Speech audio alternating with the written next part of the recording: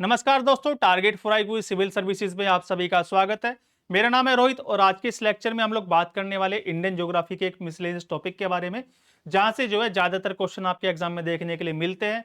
यहां से आपको क्वेश्चन मैचिंग में भी बन सकता है और सीधा सीधा वन लाइनर फॉर्मेट में भी क्वेश्चन देखने के लिए मिल सकता है। तो बने रहिएगा इस वीडियो के लास्ट तक और यहाँ से आप लोग आज अपना 1 नंबर पक्का करके जाओगे।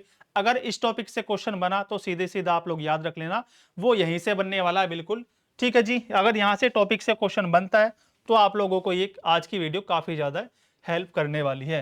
तो देखो, हम लोग बात कर रहे हैं कृषि के प्रकार, ठीक है। Specialized types of agriculture.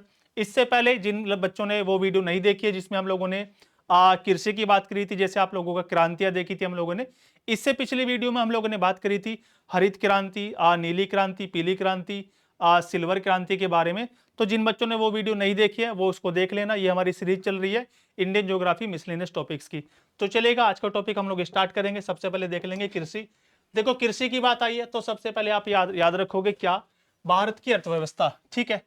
Indian economy के सेक्टर आप लोगों को याद रखने हैं, प्राथमिक, द्वितीयक और तृतीयक, ठीक है।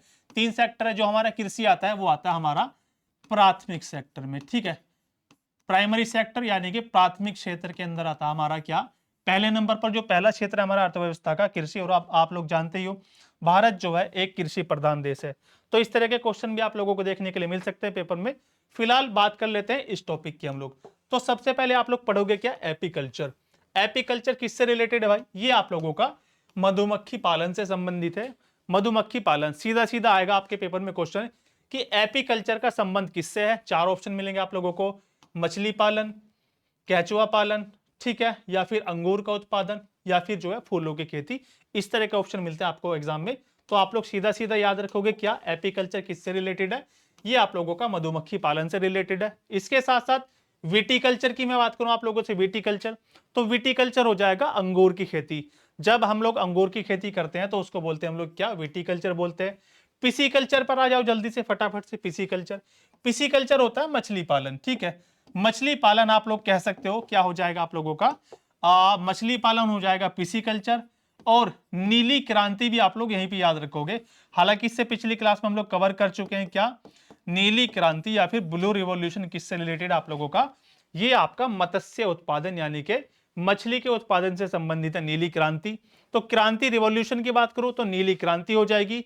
और अगर मैं एग्रीकल्चर का टाइप देखूं तो पिसीकल्चर के अंतर्गत हम लोग अध्ययन करते हैं क्या? मछली पालन को हम लोग पढ़ते हैं अच्छे तरीके से। आगे आएंगे हम लोग जल्दी से, फटाफट से आगे बात करेंगे फ्लोरिकल्चर। देखो, इसके नाम से पता चल रहा है क्या? फूलों की खेती। फूलों की खेती को हम लोग क्या बोलते हैं? हम बोलते हैं क्या? फ्लोरिकल्चर। ये आप लोग याद रखोगे। इसके साथ साथ थोड़ा स्पीड से चलेंगे, हॉर्टिकल्चर, फलों की कृषि। फूलों की खेती को क्या बोलते हैं हम लोग? फ्लोरिकल्चर। फलों की खेती को क्या बोलते हैं बच्चों? हम लोग हॉर्टिकल्चर बोलते हैं।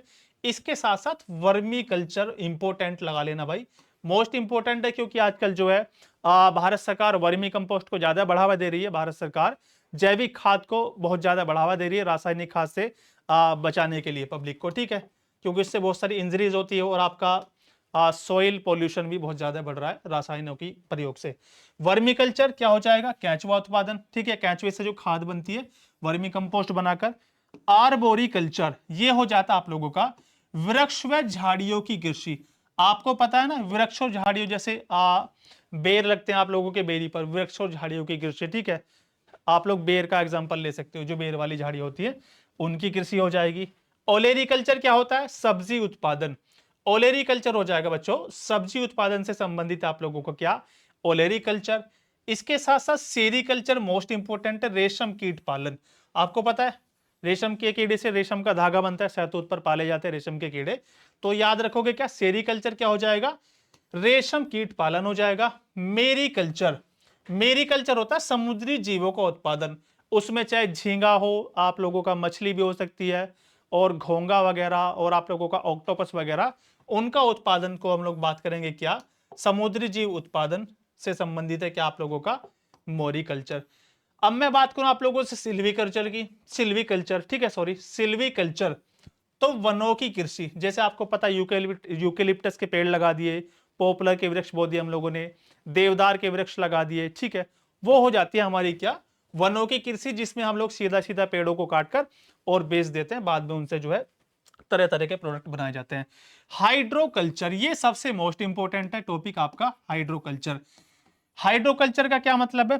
पानी में कृषि, ठीक है, सीधा सीधा आप लोग कह सकते हो क्या, पानी में कृषि या फिर बिना मिट्टी की कृषि। अब इसको कैसे समझेंगे हम लोग, पानी में कृषि या फिर बिना मिट्टी की कृषि? आपको पता है, आप लोगों ने सुना होगा मखाना, जो सूखे मेवे आप लोग खाते हो, मखाना, जो मखाने की खेती होती है ना, जो आप लोग मखाना खाते हो, ये जो आप लोगों का सूखे में वो आता है, उसकी खेती पानी में होती है, ठीक है, पानी में खेती या फिर बिना जड़ की। इसी के साथ साथ आप लोगों ने सुना होगा सिंघाड़ा, सुना है? सिंघाड़े की बेल होती है लंबी सी, उसको पहले हम लोग तालाब में उसका बीज वगैरह डालते हैं, बेल वगैरह, तब जाके उस पर सिंघाड़े लगते हैं, तो पानी में तैरती रहती है बेल। तो वो वाली जो कृषि है, उस टाइप की जितनी भी कृषि आप लोगों की, वो आती है आप लोगों का हाइड्रोकल्चर के अंतर्गत आती है। ये आप लोग याद रखोगे, ठीक है बच्चों।